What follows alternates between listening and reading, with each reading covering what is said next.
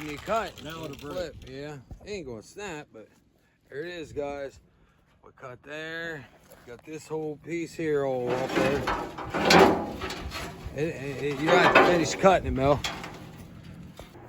All right, I get people that always ask me what kind of blades are we using when we cut these frames up. As you guys can see, we're to there, and we've already cut this up in a few sections to get it in. But I'm gonna bring you to the blades we use. Now, this is not advertising for these blades because I'm not sponsored. My channel hasn't even hit 1,000 subscribers yet, but this is the blades that we're using. I got these from Harbor Freight. That's the name on them. They're really good.